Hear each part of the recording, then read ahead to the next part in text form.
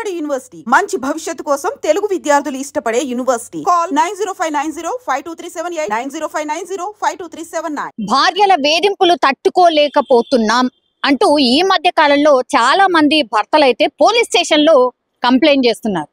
ఒకళ్ళు ఒక రీజన్ అయితే ఇంకొకళ్ళు ఇంకో రీజన్స్, కానీ అందరు కూడా మా భార్యల వల్లనే మేమిట్లా మానసిక క్షోభకు గురవుతున్నాం కాబట్టి వాళ్ళ మీద కంప్లైంట్ చేస్తున్నాం అంటూ పోలీస్ స్టేషన్ లో కేసులు అయితే నమోదు చేస్తున్న పరిస్థితి కనిపిస్తోంది. కొంతమంది తట్టుకోలేక ఆత్మహత్యలు చేసుకున్న వాళ్ళు కూడా ఈ మధ్య కాలంలో చూసాం. ఇది 5వ 6వ కేసు అనుకుంటా నాకు తెలిసి. ఇతను మాత్రం పోలీస్ స్టేషన్ లో కొంత డేర్ చేసి పోలీస్ స్టేషన్ లో అయితే కేసు వేసిన పరిస్థితి కనిపిస్తోంది. ఇది ఎక్కడ జరిగిందంటే బెంగళూరులో జరిగింది. బెంగళూరులో ఒక భర్త భార్య మీద నన్ను వేధిస్తోంది అంటూ కంప్లైంట్ చేయడం జరిగింది. అందులో ఏం రాసుకొచ్చాడు అంటే ఆ కంప్లైంట్ లో, నా భార్య పేరు వచ్చేసి బిందు, 2022లో పెద్దలు కుదిర్చిన పెళ్ళే ఇది, మాదేం లవ్ మ్యారేజ్ అయితే కాదు, అయితే సాఫ్ట్వేర్ ఉద్యోగం చేస్తున్నాను నేను, కరోనా సమయంలో వర్క్ ఫ్రమ్ హోమ్ అవకాశం వచ్చింది నాకు, అప్పటి నుంచి కూడా ఇంట్లో ఉండి నేను పనిచేస్తున్నా, ఆ సమయంలోనే నా భార్య బిందు వేధింపులు స్టార్ట్ చేసింది ఆ టైం నుంచే, కాబట్టి నా భార్య బిందు వేధింపులు అధికమయ్యాయని ఆయన కంప్లైంట్ లో రాసుకొచ్చిండు. ఆన్లైన్ లో ఆఫీస్ వర్క్ చేసుకుంటున్న సమయంలో పెద్ద పెద్ద సౌండ్ తో పాటలు పెడుతుంది, డాన్సులు చేస్తుంది, తర్వాత మానసికంగా వేధిస్తుంది అంటూ శ్రీకాంత్ కంప్లైంట్ లో చెప్పడం అయితే జరిగింది. దానివల్ల ఉద్యోగంపై నేను శ్రద్ధ పెట్టలేకపోతున్నాను అని కూడా ఆయన కన్నీరు పెడుతూ ఈ కంప్లైంట్ ఇచ్చేటప్పుడు కూడా పోలీస్ అధికారులకు చెప్పిండట. సో రోజుకి 5,000 రూపాయలు ఇవ్వు, నెలకు 1,50,000 రూపాయలు ఇవ్వు నాకు, అయితేనే నేను వేధించను, రోజుకి 5,000 ఇయ్యాలట. ఓకే, అండ్ డబ్బులు ఇవ్వకపోతే ఇంట్లో చిత్రహింసలు పెడుతున్నావని నేను కంప్లైంట్ చేస్తా, 60 ఏళ్ల వరకు పిల్లలను కనను, అంతగా పిల్లలు కావాలంటే ఎవరినైనా దత్తత తీసుకో, 2022 పెళ్ళైనా ఇప్పటి వరకు పిల్లలు లేకపోవడానికి కారణం అదే అంటూ కూడా పోలీస్ కంప్లైంట్ లో రాసుకొని వచ్చాడు శ్రీకాంత్.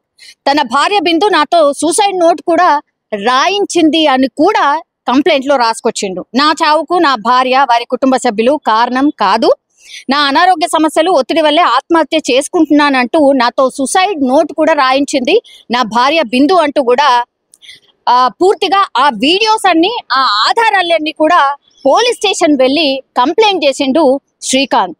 సో ఇట్లుంది పరిస్థితి అన్నమాట. ఇది ఎక్కడ వ్యాలికల్ పోలీస్ స్టేషన్, బెంగళూరులోని వ్యాలికల్ పోలీస్ స్టేషన్ లో భర్త శ్రీకాంత్ కంప్లైంట్ చేసిండు. ఆ విషయం తెలుసుకున్నటువంటి బిందు ఎవరైతే ఉన్నారో ఉల్టా వాళ్ళ కుటుంబ సభ్యుల మీదనే అట్లాగే భర్త మీద ఆమె వెళ్ళి కంప్లైంట్ చేసింది. ఏమని? కట్నం కోసం వేధిస్తున్నాడు, మీడియా అట్లాగే పోలీసులు భార్య బిందును ప్రశ్నిస్తే రోజుకు 5,000 రూపాయలు ఇవ్వనని డిమాండ్ చేస్తున్నానంటూ కట్టుకథలు అల్లిండు.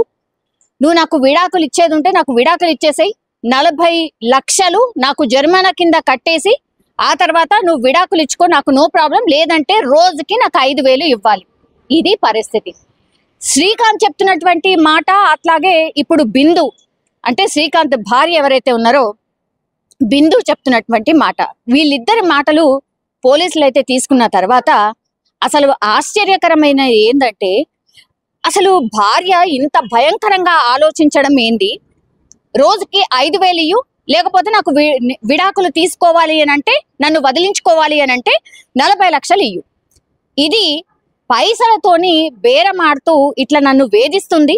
అట్లాగే వర్క్ ఫ్రమ్ హోమ్ అంటే పొద్దున నా హెడ్స్ ఎవరైతే ఉంటారో వాళ్ళు ల్యాప్టాప్ లో ఒక మీటింగ్ జరుగుతుంది అంటే ఏంటి వాళ్ళ షెడ్యూల్ ఏంటి, వాళ్ళు ఏం వర్క్ చేస్తాము ఏంటి అనేది కూడా పూర్తిగా షెడ్యూల్ పెట్టి వీడియో కాల్లో అందరూ అటెండ్ అవుతూ ఉంటారు. అట్లాంటి టైంలో నా వెనకాల వచ్చి ఆ వీడియో కాల్లో ఉన్నప్పుడు నా వెనకాల వచ్చి డాన్స్ చేస్తుంది, లేదంటే చిత్ర విచిత్రమైన ఎక్స్ప్రెషన్లు పెడుతుంది, లేదంటే పెద్ద పెద్ద సౌండ్లు పెట్టి పాటలు పెడుతుంది.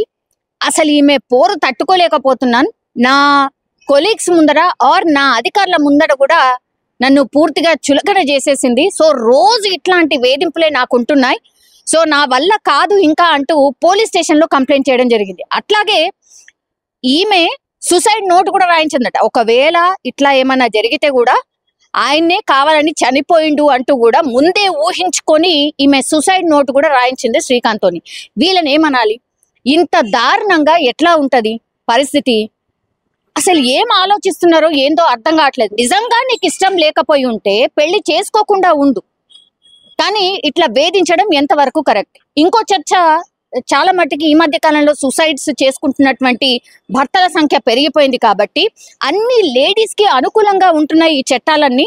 సో వాళ్ళు ఏదైతే చేస్తారో ఆడింది ఆట పాడింది పాటగా తయారైపోయింది.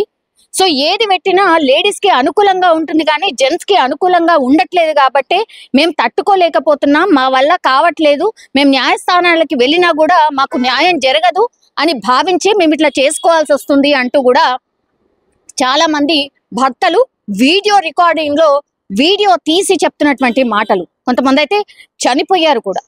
సో దీని మీద పెద్ద ఎత్తున చర్చ అయితే స్టార్ట్ అయింది. ఇప్పుడు మరో బాధితుడు అనుకోవచ్చు. మరి ఇట్లా వరుసగా ఇన్ని ఇన్సిడెంట్స్ జరుగుతుంటే మరి న్యాయస్థానాలకు సుమోటోగా తీసుకునే అవకాశం కూడా ఉంటుంది కాబట్టి ఇట్లాంటి కేసెస్ ని నిజంగానే సుమోటోగా తీసుకుంటారా? సుమోటోగా తీసుకుంటే ఏం జరగచ్చు ఏంటి? మరి నిజంగానే ఇట్లా జెన్యూన్ గా భర్తలను వేధిస్తున్నటువంటి భార్యల మీద అయితే చర్యలు తీసుకోవాల్సిందే అన్నటువంటి డిమాండ్ అయితే పెద్ద ఎత్తున వినిపిస్తోంది.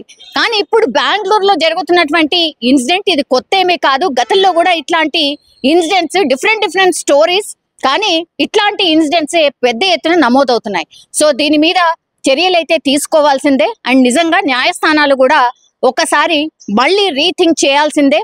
మరి చట్టాలలో ఏమైనా మార్పులు చేస్తే గానీ ఇట్లా భర్తలను వేధిస్తున్నటువంటి భార్యల మీద కఠినంగా చర్యలు తీసుకోవాల్సిన అవసరం అయితే ఇట్లాంటి ఇన్సిడెంట్స్ చూసినప్పుడు మనకైతే అర్థమవుతుంది.